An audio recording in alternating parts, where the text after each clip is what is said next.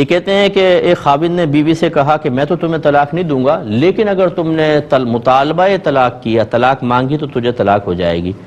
اب بیویاں بھی ماشاءاللہ بڑی شیر ہوتی ہیں، شیرنی ہوتی ہے، اس نے بیوی نے مطالبہ کر ڈالا، کیا حکم شرع ہوگا؟ دیکھیں، چونکہ شوہر نے وقوع طلاق کو ایک مخصوص صورت کے ساتھ مقید کیا تھا، مشروط کیا تھا، تو بس یہ الفاظ زبان سے نکلے اب شوہر واپس نہیں لے سکتا۔ تو چنانچہ جب بھی بیوی مطالبہ کرے گی فوراً طلاق پڑ جائے گی۔ جب بھی سے مراد اگر شوہر کے یہ الفاظ تھے کہ تم نے اگر مجھ سے مطالبہ طلاق کیا تجھے طلاق، تو پھر تو ایک پڑے گی، اور اگر یہ کہا ہو کہ جب بھی مطالبہ کرے گی تجھے طلاق، تو پہلے مطالبے پہ پہلی طلاق ہو جائے گی، پھر مطالبہ کیا دوسری طلاق، پھر مطالبہ کیا تیسری طلاق پڑ جائے گی۔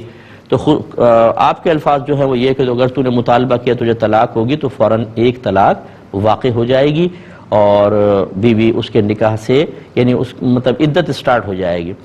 تو اور یہ جو الفاظ اس نے کہے ہیں یہ رجعی طلاق کے ہیں، عدت سٹارٹ ہو جائے گی لیکن نکاح بھی نہیں ٹوٹے گا اگر اس نے پہلے 2 طلاقیں نہیں دی تھیں، کیونکہ یہ مل گئے پھر تو 3 ہی ہو جائیں گی، پھر تو حلالہ ہوگا، اور اگر پہلے 1 دی تھی یا بالکل بھی نہیں دی تھی تو یہ عدت سٹارٹ ہو گئی۔ اس میں بغیر نکاح کے رجوع کر سکتا ہے شوہر، یعنی یہ کہہ دے کہ میں اس سے رجوع کرتا ہوں، 2 گواہ بنا لے زیادہ بہتر ہے، اور اگر کوئی بھی نہیں تھا وہاں میاں بیوی تھے تو بس ٹھیک ہے وہ رجوع کے الفاظ کہیں اور ساتھ رہنے لگیں، 1 طلاق ہو جائے گی، 2 طلاقیں باقی رہیں گی۔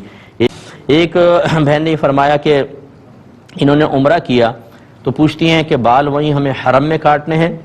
حرم سے مراد مسجد کی حدود، ورنہ حرم تو بہت میلوں تک پھیلا ہوا ہے، تو مسجد میں کاٹیں یا ہوٹل میں بھی آ کر کاٹ سکتے ہیں۔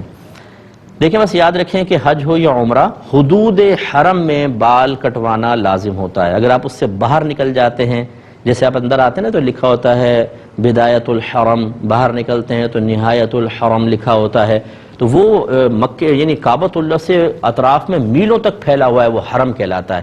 جو مسجد عائشہ جب آپ خاص طور پہ جائیں تو آپ ہی دیکھیے جب آپ حدود سے باہر نکلنے لگتے ہیں تو وہاں پر اسی طرح بہت بڑا یہ لکھا ہوا ہے۔ تو سمجھ لیجئے کہ جب حج یا عمرہ کریں تو حدود حرم میں حلق کروانا لازم ہے۔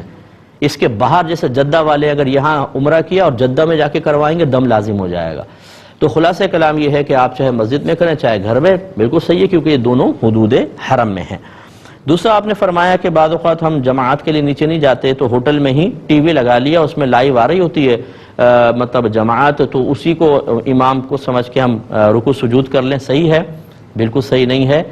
ٹی وی کے اوپر اقتدا نہیں ہو سکتی ہے، آپ باہر جا کر سکتے ہیں، ہوٹل پہ بھی نہیں کریں، آپ باہر جائیں اور پھر کریں، اور ورنہ اپنے اکیلے نماز پڑھ لیں، لیکن ٹی وی پر اقتدا نہیں ہو سکتی ہے۔